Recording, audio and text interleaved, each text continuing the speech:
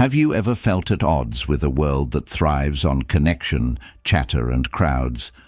Perhaps you've noticed something different about yourself, a quiet yearning for solitude that others seem to misunderstand. While the world rushes to forge bonds and seek validation, you find contentment in your own company. It's not that you're antisocial, you simply value peace over noise, depth over surface-level exchanges. If these feelings resonate, it's not a flaw. It's a sign you were born to be a loner. But what does that mean? Being a loner isn't about rejecting people. It's about embracing yourself. It's a path not everyone dares to take, a path of introspection, independence, and clarity. Yet this path often comes with societal misunderstandings. Have you ever been asked, "Why don't you socialize more?" or heard whispers suggesting that your solitude equals sadness? These misconceptions couldn't be further from the truth. Let's explore the profound traits that set you apart. From your natural inclination to keep your inner world private to the liberation you find in solitary pursuits, this journey will delve deep into the heart of what it means to thrive alone. Each sign we'll uncover is a testament to your strength, self-awareness, and the unique beauty of walking a quieter path. So, are you ready to discover why solitude isn't a weakness, but your greatest strength? 1. You're a very private person. Privacy isn't just a preference for you, it's a necessity. While others might freely share their thoughts and lives with anyone willing to listen, you guard your inner world like a fortress. To you, not everyone deserves access to the sacred spaces of your mind and heart. This isn't about secrecy, but about discernment, a deep understanding of the value of keeping parts of yourself untouched by others' judgments or misunderstandings. Consider how often people overshare, only to regret it later. They air their vulnerabilities on social media or spill their secrets to the wrong confidant. But you've learned that silence is golden. When you choose to share, it's intentional and with people who've earned your trust. This selective openness confuses some, making you appear enigmatic or aloof. Yet, those who truly know you understand that your reserve isn't distance, it's depth. Think back to a time someone pushed you to open up. Their curiosity might have been genuine, but their probing likely felt intrusive. You've mastered the art of giving just enough without laying yourself bare. "How was your day?" might elicit a succinct, "Good, thanks."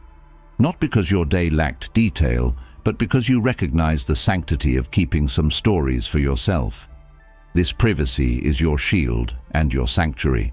It protects you from unnecessary drama and ensures that your narrative remains authentically yours.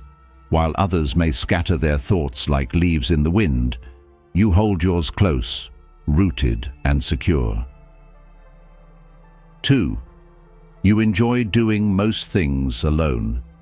For many, solitude feels like an empty room. For you, it's a wide-open space filled with possibility.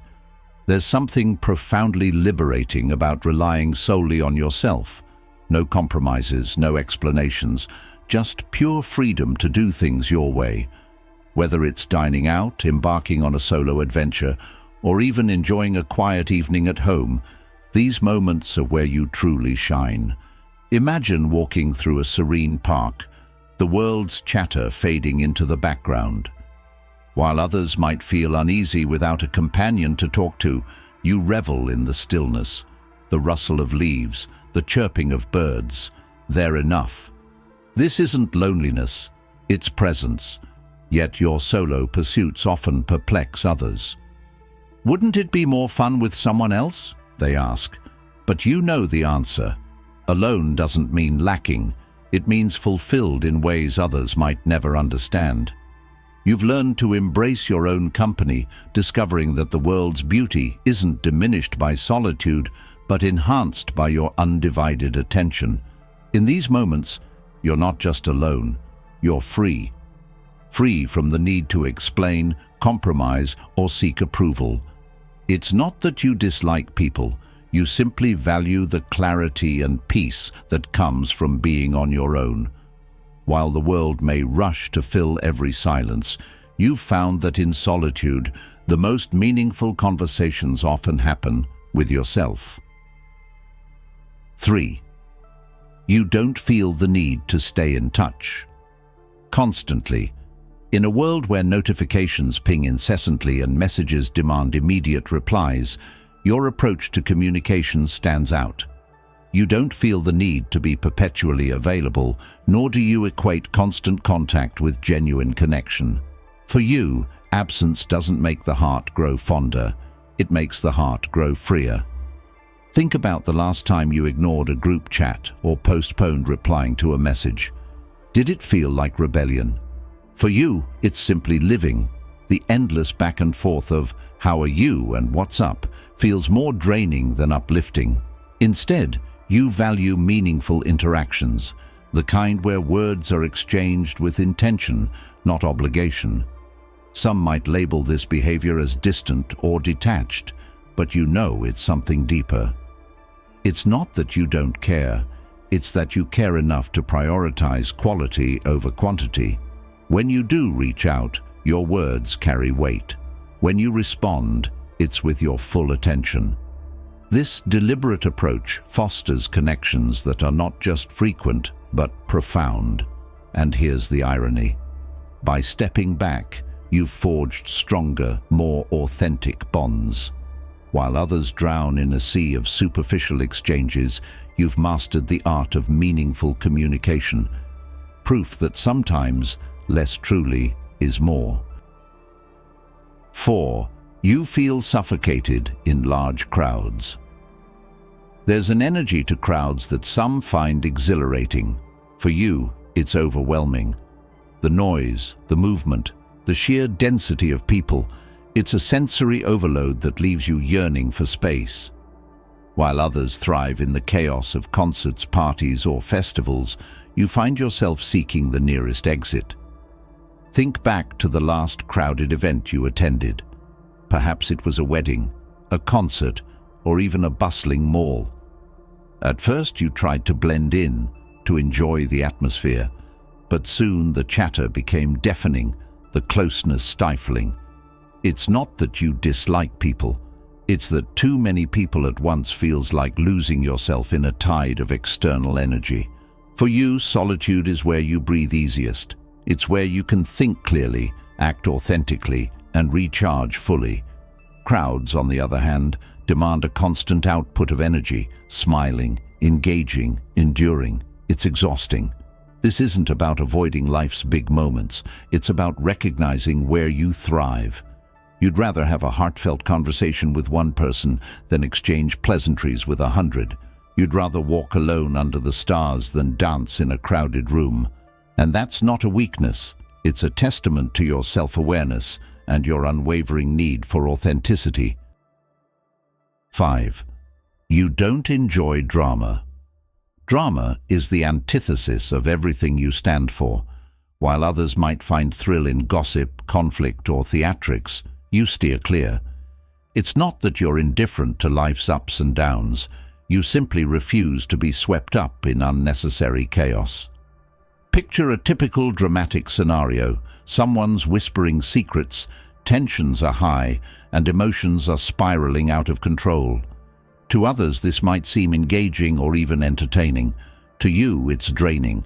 You'd much rather invest your energy in things that truly matter: growth, peace, and genuine connections. Your aversion to drama doesn't mean you're passive or avoidant. On the contrary, it reflects your maturity. You've learned to pick your battles, to focus on what brings clarity rather than confusion. While others may revel in the storm, you've found your strength in the calm. And here's the beauty of it.